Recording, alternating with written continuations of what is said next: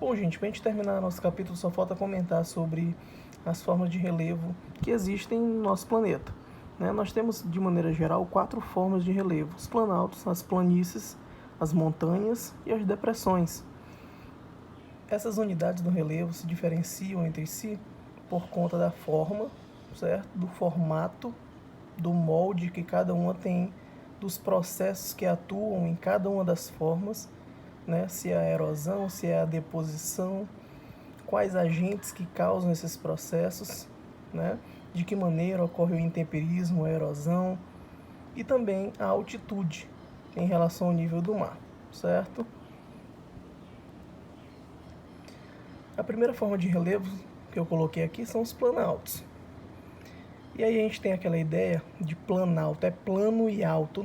Não necessariamente, tá?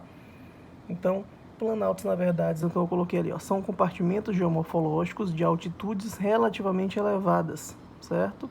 Se eu comparar com a montanha, vai ser bem mais baixo. Se eu comparar com uma planície, vai ser bem mais alto, tá? Então vamos dizer que o planalto ele é intermediário na questão da altitude, tá? Então, de maneira geral, acima de 400 metros de altitude em relação ao nível do mar, eu tenho um planalto.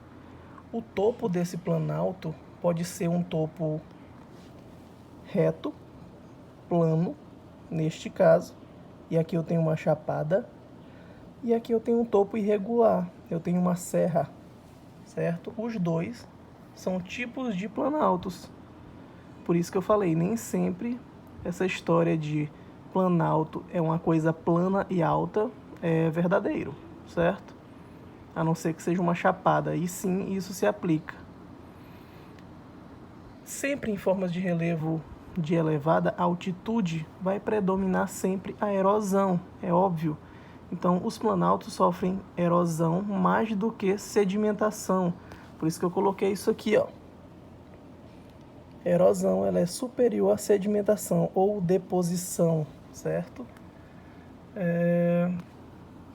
Passando aqui para as planícies, Então, planícies são superfícies com menos de 200 metros de altitude. De 200 metros até o zero nível do mar, eu tenho as planícies, certo? Onde é que eu encontro essas planícies? Principalmente, a planície costeira, que é aquela próxima ao mar. Eu tenho as planícies fluviais também, que estão próximas aos grandes rios, tudo bem?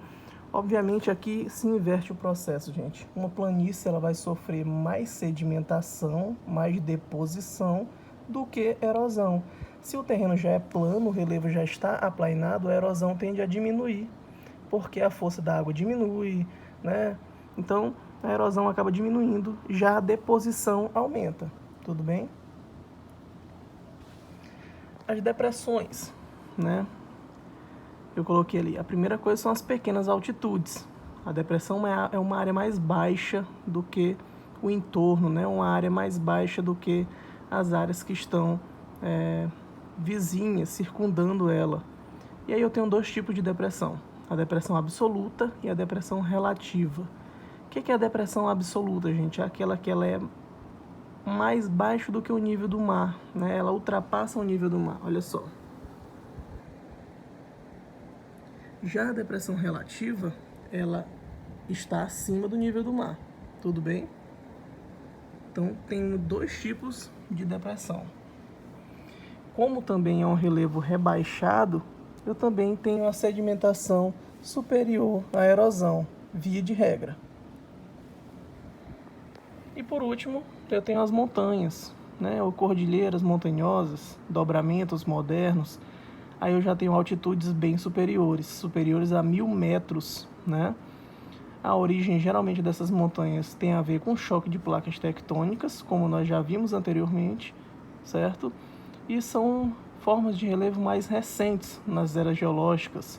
Elas datam do Cenozoico, que é o último período, o período que até hoje estamos, inclusive, certo? Aqui é somente uma imagem que mostra a localização das cordilheiras a nível global. Olha só, mais uma imagem. Então vejam que tem uma planície no nível mais baixo.